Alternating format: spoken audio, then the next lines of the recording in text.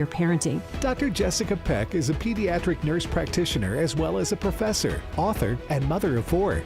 Dr. Peck is host of the Dr. Nurse Mama Show, weekdays at 2 p.m. Central, and find her podcast at afr.net. This is American Family Radio, a listener-supported ministry of the American Family Association.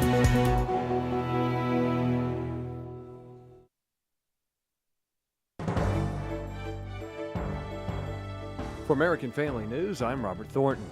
An immigration attorney thinks it was a great move for President Donald Trump to dispatch border czar Tom Homan to Minneapolis to oversee ICE operations in the violence-torn city. More from AFN's Chad Groening. President Trump says his border czar will take over the day-to-day immigration and customs enforcement operations, replacing Border Patrol Commander Greg Bovino, who drew condemnation for claiming the man who was killed by a Border Patrol agent, Alex Pretty, had been planning to, quote, massacre law enforcement officers, a characterization that authorities had not substantiated.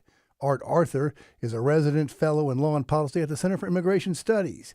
He says in Holman, Trump is sending in the A-team. The president has taken a look at the facts, taken a look at what people are saying, including members of his own party, and he's decided to send in the A-team. Sending the border czar to Minneapolis shouldn't be viewed in any way as any reflection on Chief Bovino's actions. Shouldn't be viewed as anything other than an attempt by the Trump administration to gain complete control over what proven to be a rather crucial operation in Minneapolis. Arthur says Bovino is going to return to his old job. Chief Bovino is being sent back to fulfill the role that he's been given, and that is as Border Patrol Chief in El Centro. That shouldn't be viewed as a reflection of anything that Greg Bovino has said or anything that he's done in Chicago or Minneapolis or anywhere else. That's his job. It's a crucial job. It's a very important sector, one that sees a lot of alien smugglers, drug smugglers, cartel activity, and it's crucial that he be back there. I'm Chad Groening. President Trump was in Iowa today to talk about affordability. Before his speech, he spoke to Will Cain of Fox News. Cain asked him about the situation in Minnesota and border czar Tom Homan. We have Tom Homan there now. We put him in there. He's great.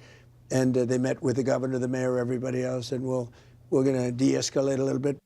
Cain also asked him about the concern some Iowa farmers have about tariffs on the agricultural industry. China would charge us tariffs. Other countries would charge us tariffs. I've totally reversed it. Japan gave us $550 billion. South Korea is supposed to give us $350 billion. But what happens is they're coming in, they're building plants, they don't have to pay tariffs. If they don't do that, so what's happening is we're getting a tremendous amount of business coming to this country, and they're coming in fast and sharp.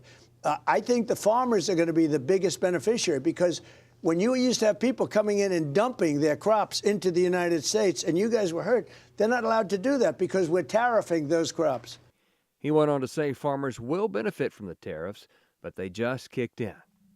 Tragic winter storm-related news out of Texas as 3 brothers, ages 6, 8, and 9, died after falling through an icy pond across the street from a house where they were staying, according to authorities. The Fannin County Sheriff's Office said that the brothers fell into a pond yesterday north of Bonham near the Oklahoma border. And some residents are still without electricity and are also facing falling tree branches that are taking power lines down with them in the aftermath of the winter storm. Fox Weather's Sarah Allegre is in Nashville. The Tennessee Department of Transportation reporting 300 downed trees that they've cleared throughout the area. Power outages, that of course is something plaguing residents really across Nashville as they continue to deal with the bitter cold as we experience here. Now, the NES, the utility company responsible for getting the power back on here, they're reporting just around 100,000 customers. They've been able to restore power. But the concern is as those trees continue to come down, those power lines come down with it too. So maybe some restoration is made and then we're right back to square one. Stocks into the day mostly up following mixed profit reports from United Health, General Motors, and other big companies. The Dow lost 409, the S&P added 28, and the Nasdaq rose 216. And that will do it for news this time around. We invite you to go to afn.net and you can see a whole lot more there. And we do thank you for listening. For American Family News, I'm Robert Thornton. The biblical principles our nation was founded upon are under attack. They're trying to change the whole course of our understanding about the way things are about our own country. Sandy Rios. They're trying to untether us from our Constitution and certainly from our God. Trust Sandy Rios to bring you unfiltered, insightful commentary from a Christian worldview. Find her podcast titled Sandy Rios 24/7 online at afr.net. Darkness is not an affirmative force. It simply reoccupies the space vacated by the light. This is the Hamilton Corner on American Family Radio. It should be uncomfortable for a believer to live as a hypocrite. Delivering people out of the bondage of mainstream media and the philosophies of this world. God has called you and me to be his ambassadors, even in this dark moment. Let's not miss our moment. And now, the Hamilton Corner. And this is Bishop E.W. Jackson sitting in for Abraham Hamilton III here in the Hamilton Corner. Great to be with you today.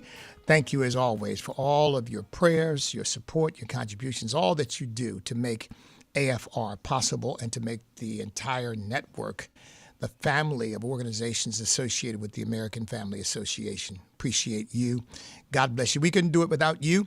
So by the grace of God, we will continue, and thank you so much for walking with us through it.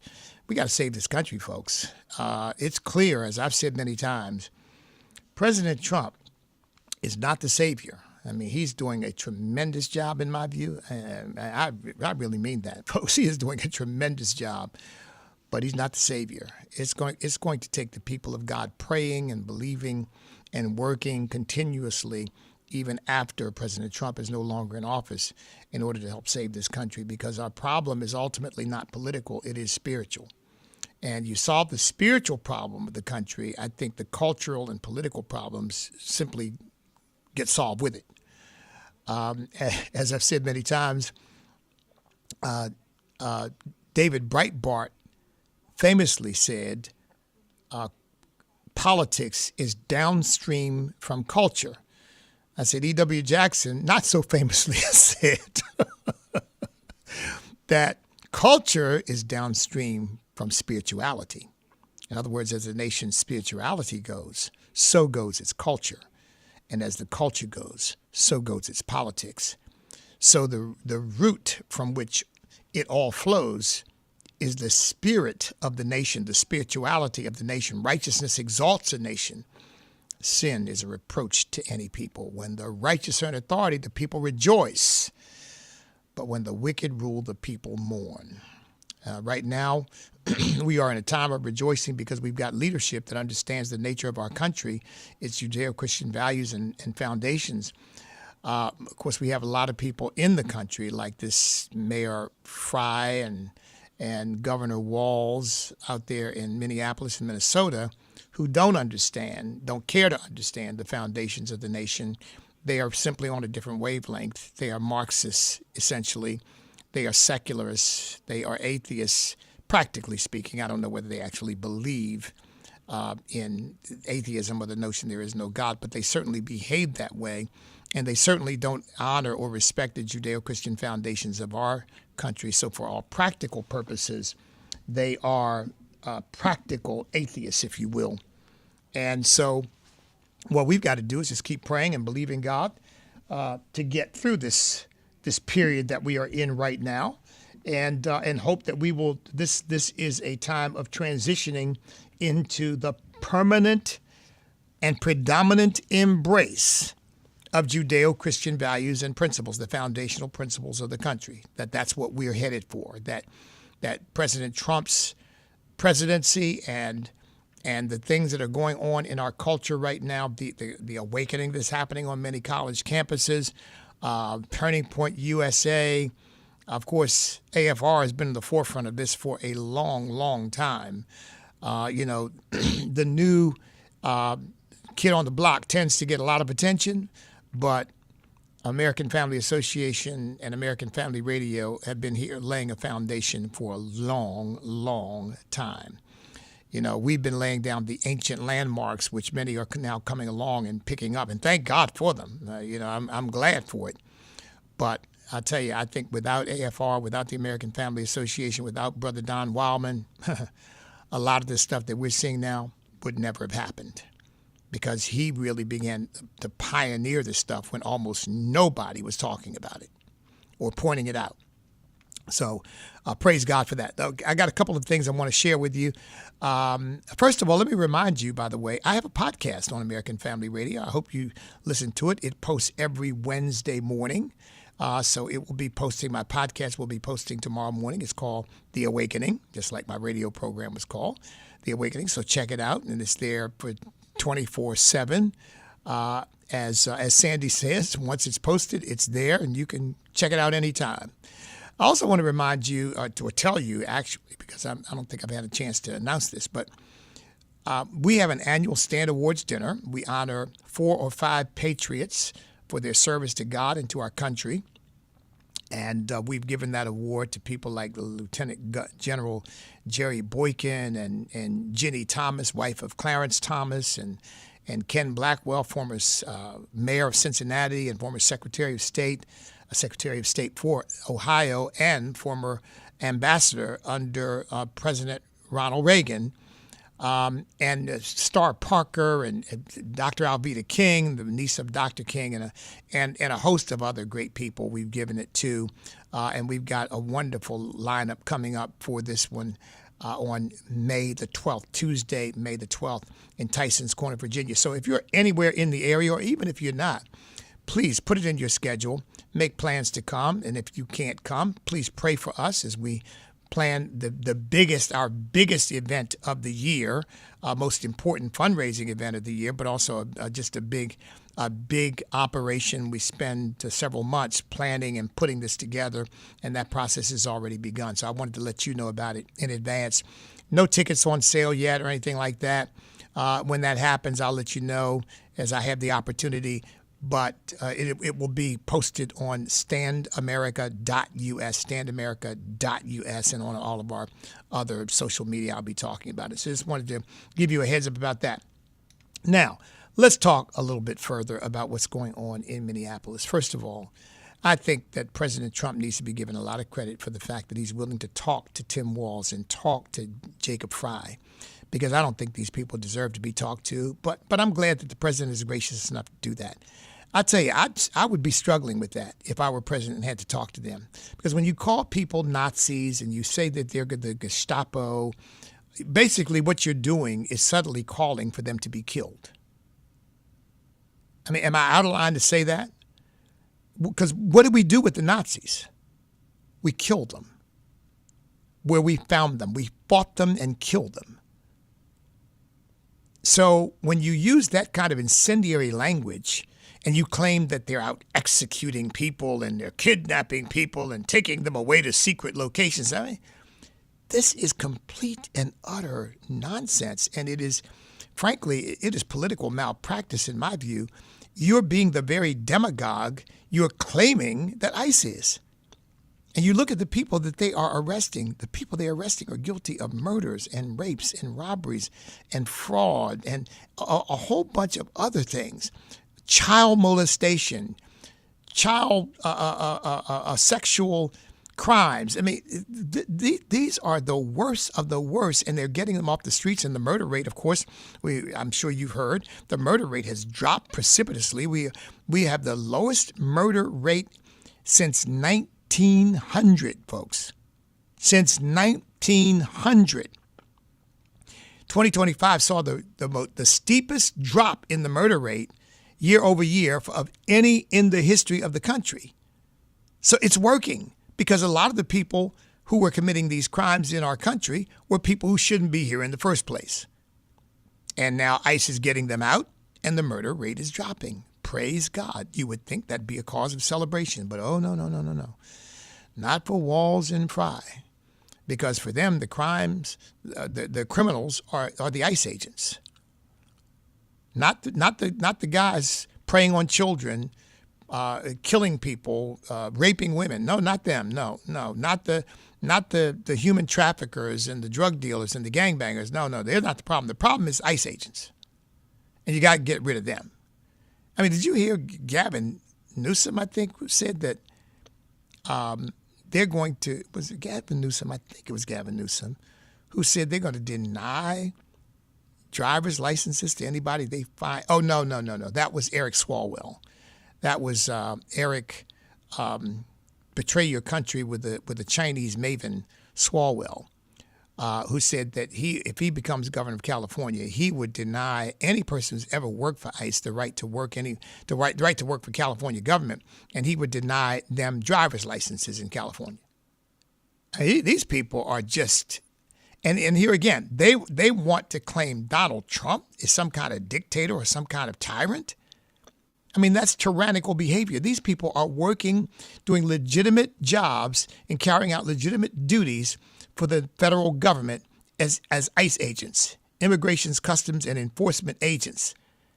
And you're going to deny them a license in your state because of who they work for? Are you kidding me? Now, if you work for an abortion clinic, that's okay. If you've been killing unborn babies, no problem there. It is sheer madness. But again, I'm glad that President Trump has taken the time to talk to these people. In fact, I'm convinced that President Trump is a little bit concerned about the fact that 2 people have been killed. And look, he's president of the United States. He should be in the operations in Minneapolis and Minnesota, but he's continuing the operations nevertheless. Let me just say something about this last situation that the administration is getting a lot of criticism because apparently Bovine and Kristi Noem as well made statements about this guy being a domestic terrorist and that he was out to massacre ICE agents and so forth. And I don't know that there's any evidence to prove that, but at first blush, apparently there may not be, and they spoke a little bit too quickly. But I will say this. When you show up to confront armed agents of the federal government doing a lawfully required, mandated job of apprehending, arresting, detaining, deporting illegal aliens, criminals who are committing terrible crimes and happen to be in the country illegally, and you confront them physically and they know you're armed and they seek to disarm you and you resist, bad things are going to happen. Because if a person is armed and they resist being disarmed by law enforcement, that tells me that their intention is to attack.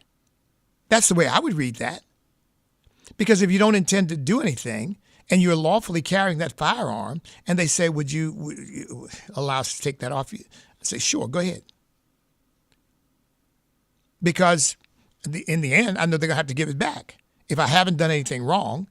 But when you start fighting them, now my question is, well, if you pull your gun, what's going to happen? And folks, now you shooters know exactly what I'm talking about. Those of you who may not shoot don't, but you shooters know exactly what I'm talking about. That doesn't take but a split second for you to be dead. Depending on how fast that person is, and if you're in close quarters, you don't even have to aim. All you got to do is get it out and pull the trigger. Or squeeze the trigger. And you're dead. So what do you do in a situation like that where a person is fighting? You see a movement that looks like they're going for the gun or looks like they can get the gun. What do you do? Because if you wait 3 seconds, you could be dead in 3 seconds because it only takes a second to pull that firearm. So I certainly hope that, when I hear this stuff, they should have shot the tires out on the truck. He should have shot him in the leg. I mean, I say, boy, ignorance really is bliss, isn't it? Because it doesn't work that way in a dynamic situation. It simply does not. In a situation like that, you have to make a split decision whether it's him or you. And you're not going to get a second chance to make it. And you can't wait till the gun is pointed at you and then say, well, you know what, I think maybe I better do something. It's too late. I'll tell you what I think that the president should have demanded of Walsh and Fry when we come back, because I think even before he talked to them, he should have demanded some concessions from them. And I'll tell you exactly what they are when we come back. This is Bishop E.W. Jackson. I'm in for Abraham Hamilton III here on the Hamilton Corner. Stand by, folks. We'll be back in just a moment.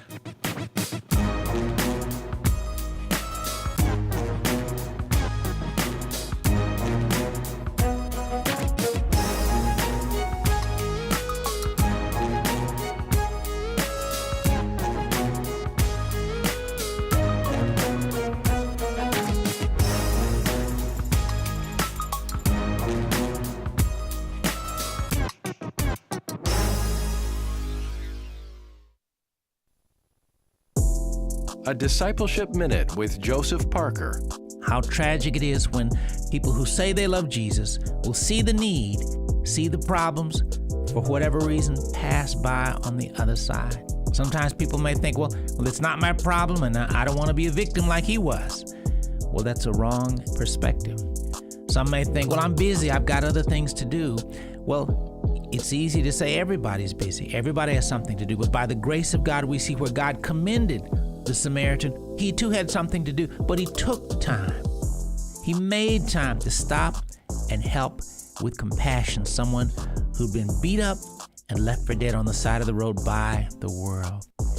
You and I need to make time to live a life of compassion.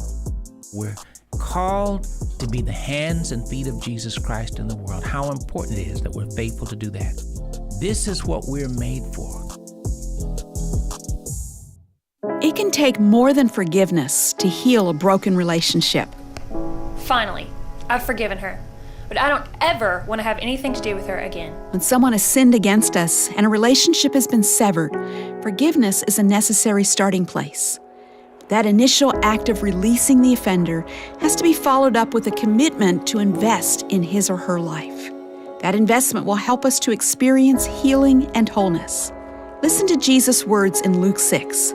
He said, "Love your enemies, do good to those who hate you, bless those who curse you, pray for those who abuse you." Listen, the goal is to rebuild the relationship. And even in situations where it may not be appropriate to reconnect, we can still invest in other people's lives through prayer. What are some practical ways you could return good for evil? Ask the Lord to show you how you can invest in the lives of those who've caused you pain. With Seeking Him, I'm Nancy DeMoss Wolgemuth. By the grace of God, American Family Association is making a difference. Bert Harper, co-host of Exploring the Word. And we want to continue to make that difference. God's called us to it, and we have set our face as a flint like the prophets in the Old Testament to stay true to God and His Word. So I want to encourage you to support the work here at American Family Association. Contact the AFA Foundation today to learn how you can shore up permanent income for your retirement years while supporting the culture-transforming work of the American Family Association. A charitable gift annuity benefits you and helps ensure the AFA will impact America for generations to come. Call 800-326-4543, extension 345. That's 800-326-4543, extension 345. The AFA Foundation, the Financial Stewardship Division of the American Family Association.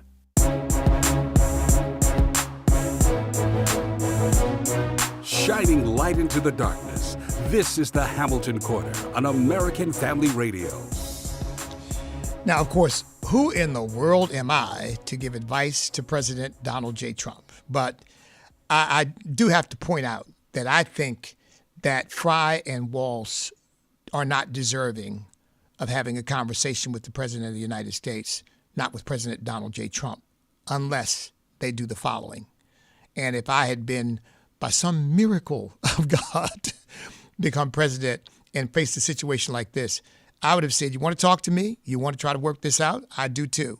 But first, I need you to hold a press conference in which you say to the people of Minnesota and the people of Minneapolis, both of you, you can disagree with my policies all you want, but you need to, A, acknowledge that ICE agents have a statutory responsibility to do what they're doing, and whether you agree with it or not, they are not breaking the law, because the law mandates that they, again, apprehend, arrest, and detain and deport people who are not here lawfully. And the fact that the people that they're focusing on are criminals makes it even more a mandate, because they're really helping every single citizen of the country to be that much safer by getting these bad actors off the street. So you need to acknowledge that.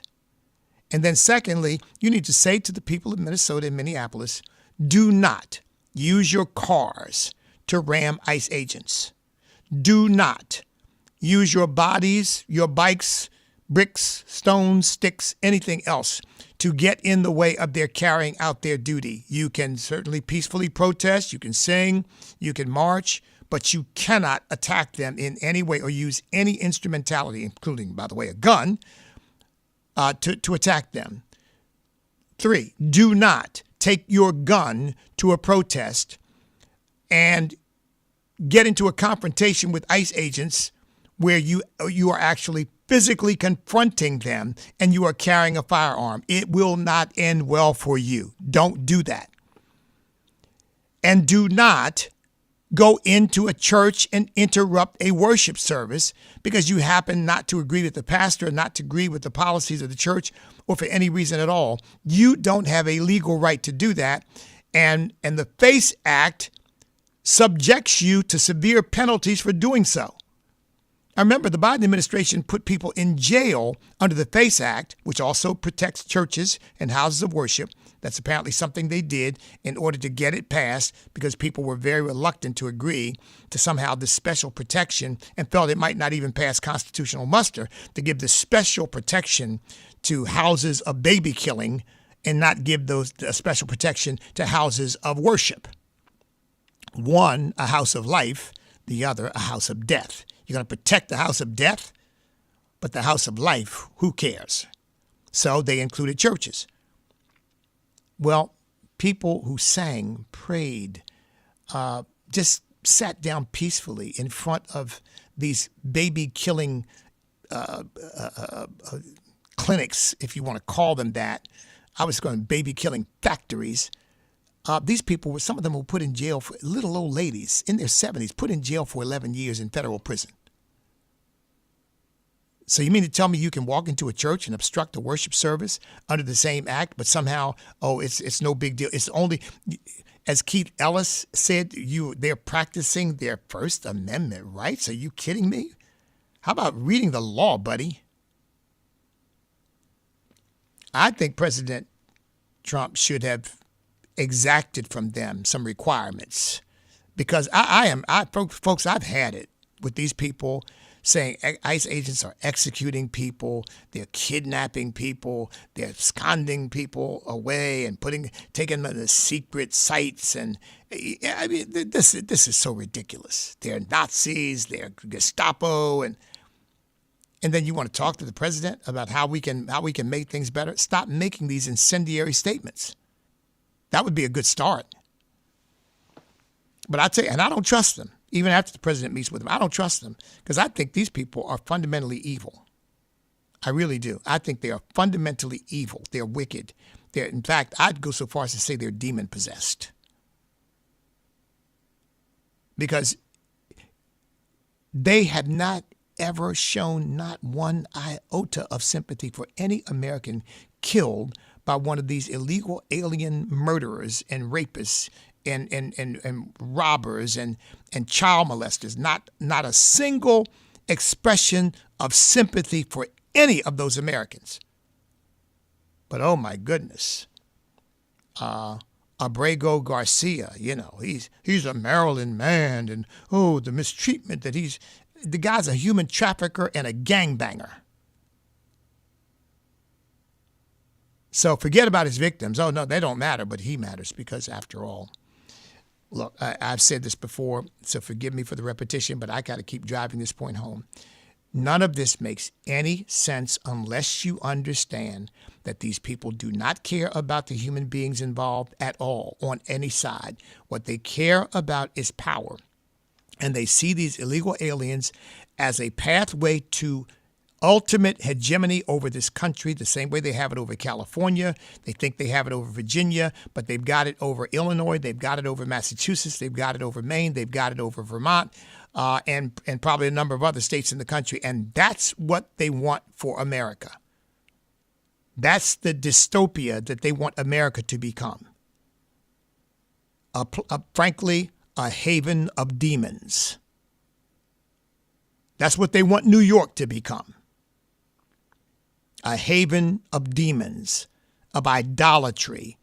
I mean, New York, I think Governor Hochul has already signed euthanasia bill, where he basically, when a person has, I forget what the exact amount of time is left to live, but have so much time, at least the doctor, I think it's 6 months actually, 6 months or less that the doctor gives them to live, they can be prescribed death pills so they can go off and kill themselves. So now they've got every taxpayer complicit in murdering people, because that's what it is. And how many times have we heard stories about somebody given 6 months and they live 6 years, or the disease goes away? I mean, again, but this is what you get when people only care about power and control and manipulation of people. By the way, in the next segment, I'm going to start taking your calls and get your views on this. 888-589-8840. That's 888-589-8840.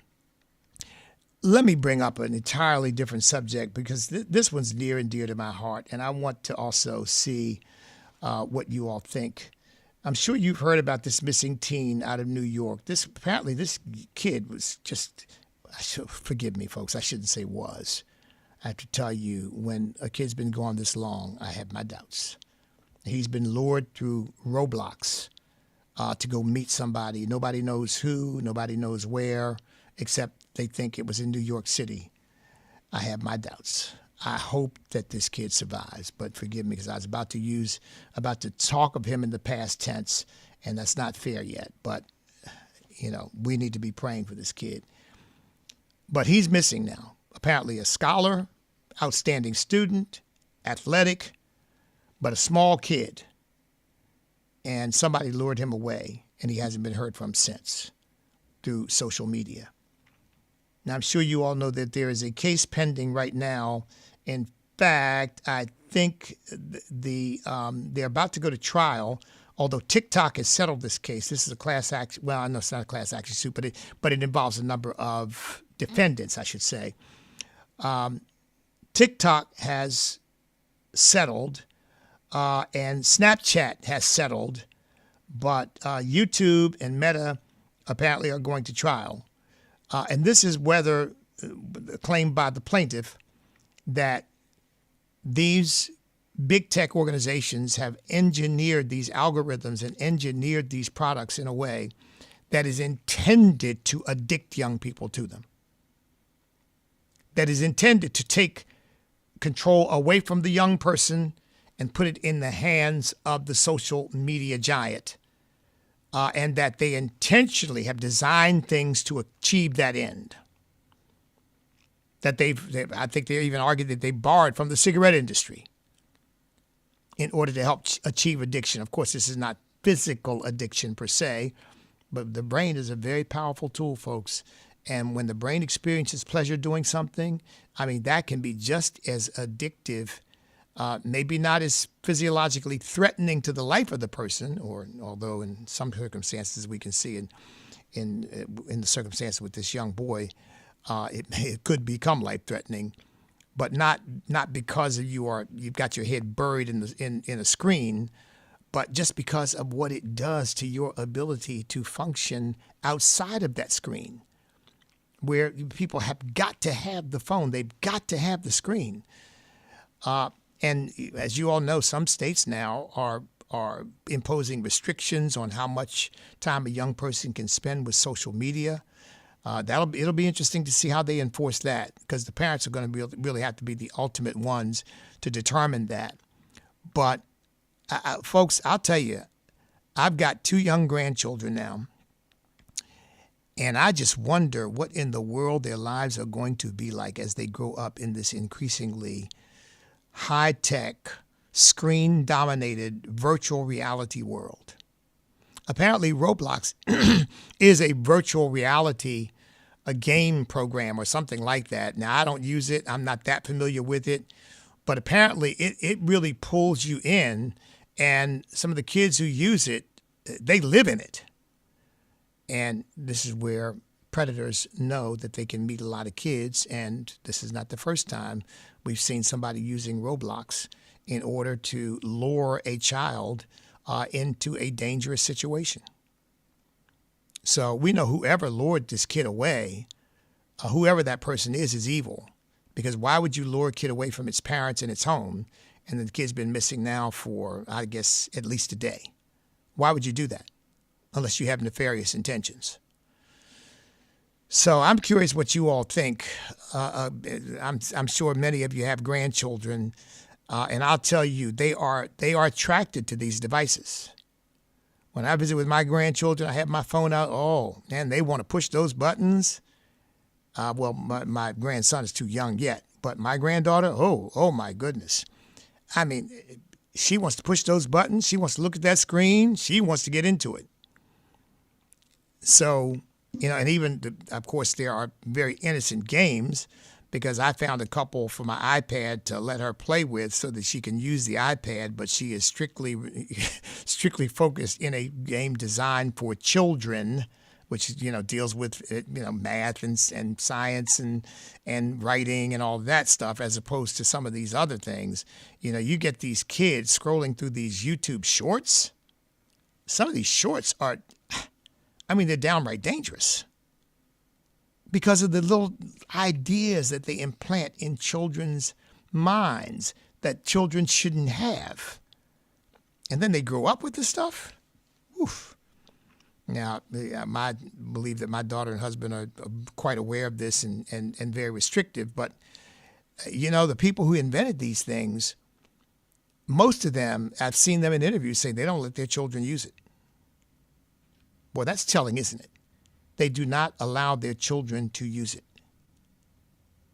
And that tells me that they know something that the world does not know. Because obviously they want everybody else to have their children use it, but they don't let theirs use it. And I think they know it's because they know the power it can exert over the mind of a child. So, and boy, this is one of these areas where, and by the way, Section 230 that protects these big tech firms from liability, this case that is pending right now, about to start the trial, is going to test that proposition. Because you and I know people that rich, that powerful, with these big institutions, you and I know the notion that they are not in control, it's just a platform, and they have nothing to do what's put on. Well, we learned in COVID that's a lie, because they were happy to knock me off and anybody else off who said anything that they didn't like about COVID or anything else. Now, that seems to have been loosening up under President Trump, but we know this idea that, no, we don't have any control over what, oh, no, it's strictly a neutral platform. That is a lie. That is a big, fat, ugly lie, because they use it all the time to promote what they want to promote and to suppress what they want to suppress. So in my view, Section 230 is now obsolete. They need to be held accountable. If they can know to take little old me off because I said something that they didn't like, and therefore I'm suspended, and to do it multiple times, you mean to tell me they don't know what some gigantic game is doing in order and creating the opportunity for adult predators to masquerade as children and prey on them and lure them away? They don't know that? They don't know that child pornography is being used? They don't know that? Give me a break. Give me a break. So as far as I'm concerned, Section 230 needs to go by the boards and just say, look, it really is not a neutral platform. You own it. You control it. Let's stop kidding each other anymore. And what you allow to be on that platform that is deleterious to children and hurts them, or hurts anybody for that matter, you're going to be responsible for. Folks, this is Bishop E.W. Jackson in for Abraham Hamilton III here on the Hamilton Corner. Stand by. Coming back to take your calls. 888-589-8840.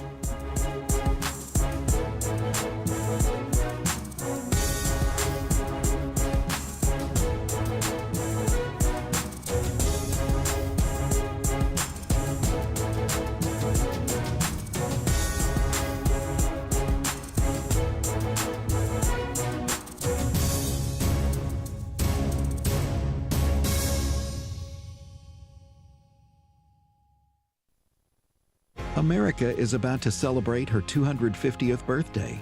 In the beginning of our country, almost all American children were raised with a Christian worldview. That has drastically changed over the last 250 years. What's your opinion on what we can do to restore it? Your thoughts and your support will help us fight for our kids, and we'll give you the DVD Educated for Liberty with Stephen McDowell as our thanks. Visit afa.net/educate today. afa.net/educate. The Middle East, that's one part of the world we need to pay attention to, especially the country of Israel. Each week, I'll help you make sense of what's happening in that region through a biblical lens. I'll bring you important information about security threats, archaeological discoveries, biblical prophecy, ministries happening on the ground, and much more. I'm John Riley. Join me for the Middle East Report Special Edition every Saturday at 6:30 p.m. Central on American Family Radio as I connect you to the people, places, and geography of what we read in God's Word. If you are 65 or older, you know this, inflation is hitting everyone hard right now, especially when it comes to healthcare. Over the last 10 years, healthcare costs have skyrocketed by, get this, 230%. If you have Medicare Parts A and B, you know there are still out-of-pocket expenses like deductibles and co-payments, and they really add up. But here's some good news. MediShare 65 Plus is designed to fill in those gaps and help protect you from rising healthcare costs. At only $99 per month up to age 75, you get peace of mind at a price you can afford. And MediShare is trusted, too. It's been around 30 years. It's not some big impersonal thing.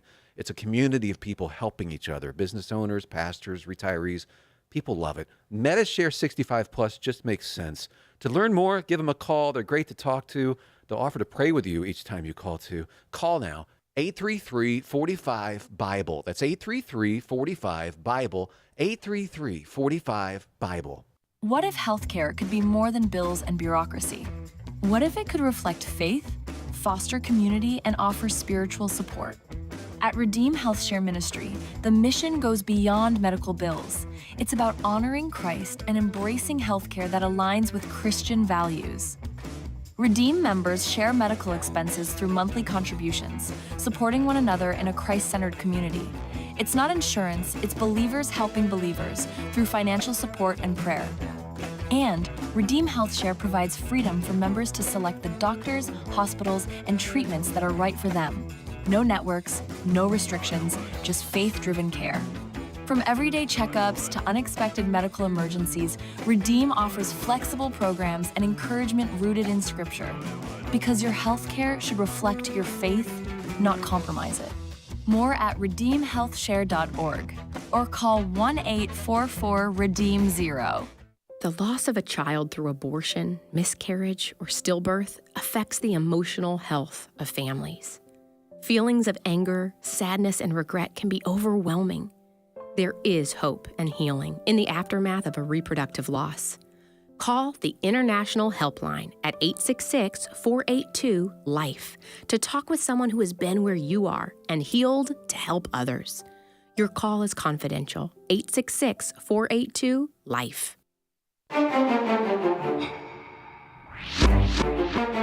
The Hamilton Corner podcast and one-minute commentaries are available at afr.net. Back to the Hamilton Corner on American Family Radio. And we're back.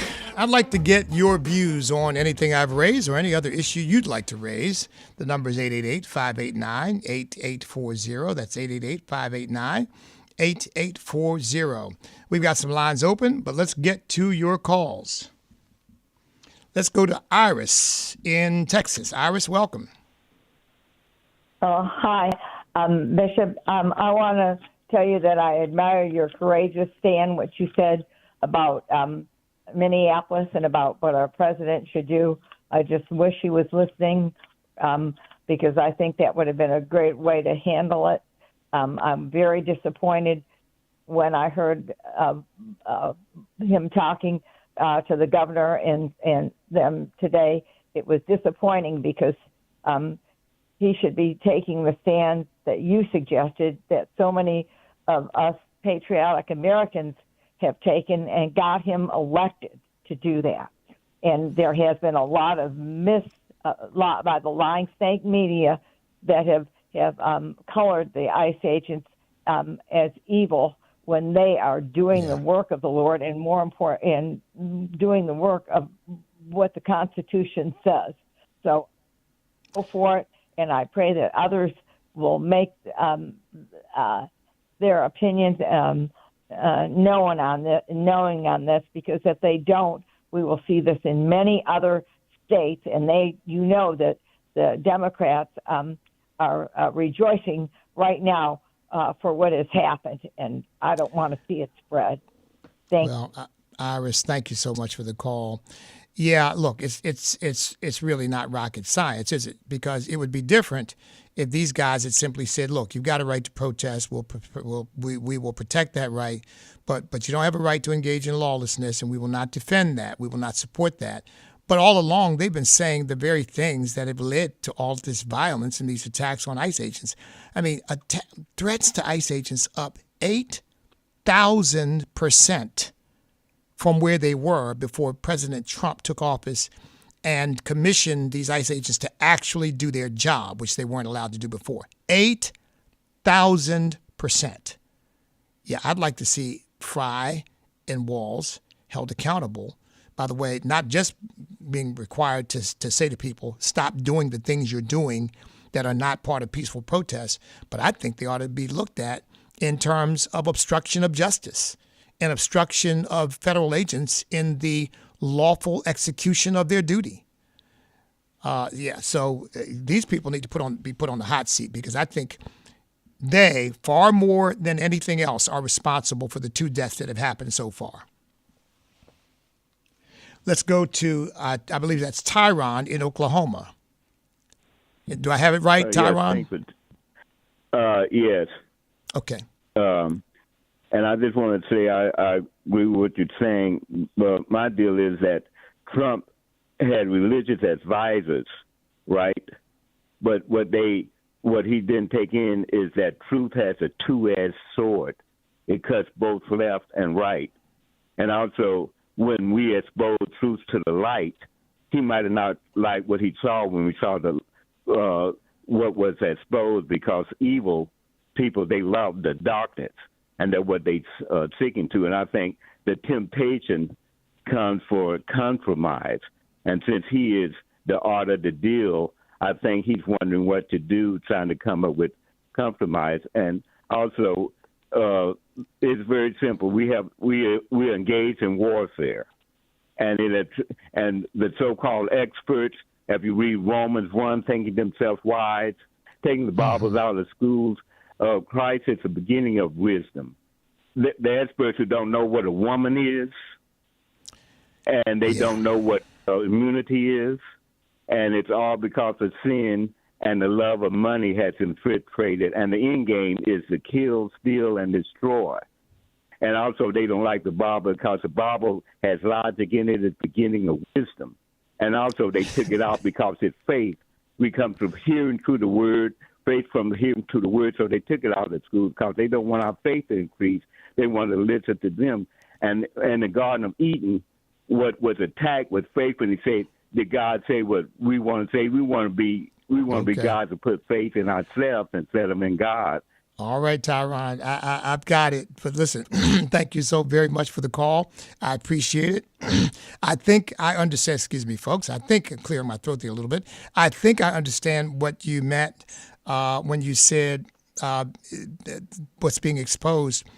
These videos, as we all know, can show you some things. They can't show you everything. And so there needs to be a thorough exposition of what actually happened. And I think that's what we would all want. Keeping in mind always that the standard is not perfection. The standard is what would a reasonable person do under the circumstances. In circumstances where you have to make a split decision over someone pointing a car at you, or making a split decision over someone who is armed with a 9mm pistol, who is refusing to allow themselves to be disarmed by police. Those are not easy situations where you don't get to go home and sit down and think about it for several hours and then come back and finish the process. I mean, it is right there in your face, and it is do or die. But again, the people who put themselves in these situations, why would you think that any confrontation, any physical confrontation with a police officer, with a law enforcement officer, is going to end well for you? It's not. Now, one would hope that you wouldn't necessarily have to be killed in the process, but you would have to expect that you could be severely injured and maybe even killed, depending upon the threat that you seem to pose to that officer at the time. So, these folks, Walls and Fry, in my view, bear the brunt of the responsibility for setting the atmosphere that has caused these things to happen, not the ICE agents who simply like to do their jobs. And what about trying to break into the hotel where the ICE agents are resting? I mean, what is this, the Wild Wild West? Bring them out here, we're going to hang them whether you like it or not. I mean, what is that all about? And again, why don't the mayor and the governor say, hey, folks, we will not tolerate that. You are destroying private property, and you are putting these people who are Americans and human beings and doing a job, you are putting them in fear of their lives when you do things like that, and we're not going to stand with that. We're not. But they say nothing. But the moment something happens, it's just like the whole George Floyd thing. It's just like the police brutality thing. You can call police pigs. You can spit in their faces. You can throw rocks at them. You can shoot at them. You can try to run them over with a car. But the moment something happens where a police officer defending his or her life ends up hurting or killing somebody, oh, boy, it's the end of the world now. We told you they're a bunch of racists. But never any concern for how they put their lives on the line trying to protect themselves, their fellow officers, and civilians. 888-589-8840 is the number. Let's come back to the calls. Let's go to Roy in Mississippi. Roy, how's the weather where you are? It's cold, brother. How about you? Yeah, it's cold here too. I just wanted to say thank you, because you're the first one I've heard say it in such conviction. But those two people who were killed in Minnesota, if the government of Minnesota would have cooperated like they're supposed to start with, those two people would still be alive. They would still be alive.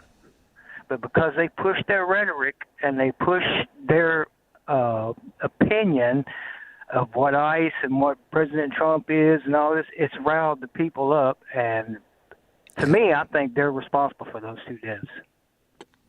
Yeah, I agree with you, Roy, and thank you so much for the call.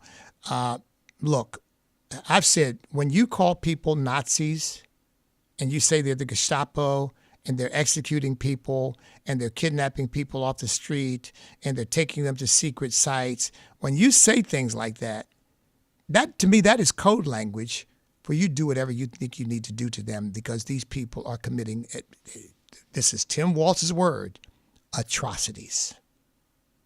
Atrocities. Now, the true Nazis committed atrocities. These ICE agents aren't committing any atrocities. I mean, are you kidding me? But you're right. When you say things like that, to me, that is code language for by any means necessary. Stop them, because what they're doing is evil. And again, they need to be held accountable for that. Okay, let's come back to your calls. Let's go to Samuel, also in Texas. Samuel, welcome. Hey, good morning or good evening there, Bishop. You know, I have one word for a good noun for Governor Waltz and then the Mayor Fry, and that is culpability. Because with their rhetoric and everything they've been saying and about resisting ICE and everything else, they are ultimately responsible for these unfortunate individuals like the woman who tried to use the car and got killed as a result, the guy who recently just got shot because he had a weapon, and apparently he was, about a week or so ago, he was interfering with ICE again, and during that time he was blocking roads and everything beforehand, and he lost his life.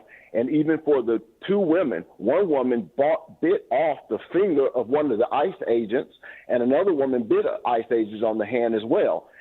They are responsible for that felonies, that for obstructing justice, all this so-called protest, which in reality is not the type of thing covered under the Constitution and the First Amendment, because it's not peacefully assembling. They're blocking roads. They're interfering with agents doing their jobs.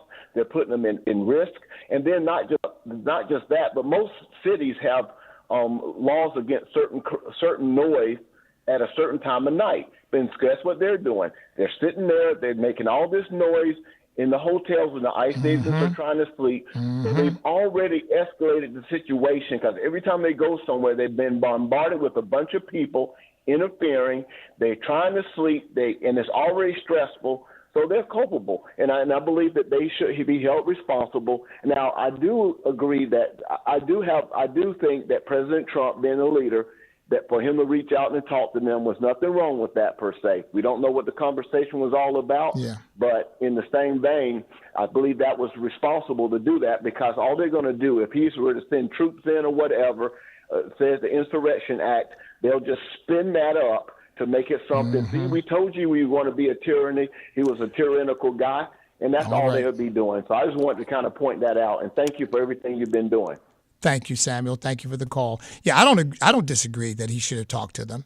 I don't disagree with that at all. But I just think he should have made them make some concessions, because they need to acknowledge the fact that they have spun this stuff up themselves. And you're right. These are not peaceful protests. This is mob violence is what it is. Imagine yourself sleeping in a hotel and you got people outside the hotel trying to break in to get you.